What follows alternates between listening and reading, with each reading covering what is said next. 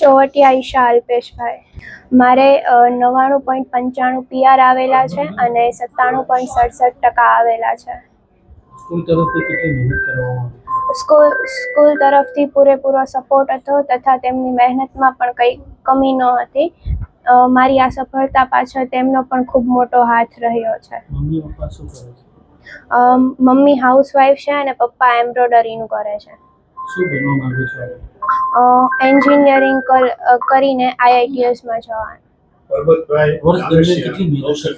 વર્ષ દરમિયાન સખત મહેનત કરી હતી. દિવસમાં 6 થી 7 કલાક મહેનત કરતી હતી. નમસ્કાર, પરબતભાઈ ડાંગસિયા, ટ્રસ્ટી કૌશલ વિદ્યાભવન.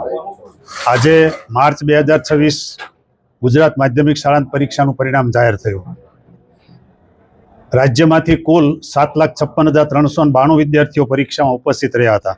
એમાંથી 6,34,327 વિદ્યાર્થી પાસ થતા આ વર્ષનું રાજ્યનું માધ્યમિક શિક્ષણ બોર્ડનું પરિણામ 83.86% આવ્યું છે, જે ગત વર્ષના પરિણામ 83.08 કરતાં લગભગ 0.78% જેટલું વધારે છે. આ પરિણામમાં વિદ્યાર્થીઓએ ખૂબ સારો દેખાવ કર્યો છે.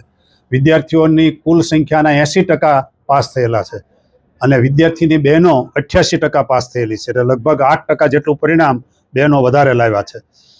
સમગ્ર જિલ્લા સુરત જિલ્લાનું પરિણામની વાત કરીએ તો 86.04% છે. વરાછા કેન્દ્રનું 92.99%, એટલે લગભગ 93% પરિણામ છે. અમારી શાળા કૌશલ વિદ્યાભવનનું પરિણામ 100% છે. કુલ 255 વિદ્યાર્થીઓ પરીક્ષામાં ઉપસ્થિત હતા, તમામ પાસ થઈ ગયેલા છે. રાજ્યમાં 100% પરિણામ ધરાવતી શાળાઓની સંખ્યામાં પણ 123 જેટલો વધારો થયો છે. 1697 વિદ્યાર્થીઓએ 100% શાળાઓએ 100% પરિણામ પ્રાપ્ત કરેલું છે અને 0% પરિણામ પ્રાપ્ત કરનારી સંખ્યા ઘટી છે. આ વખતે 39 શાળાઓ 0% પરિણામ પ્રાપ્ત કરી શકી છે, એટલે ગઈ સાલ કરતાં 6 શાળાઓ ઘટી છે.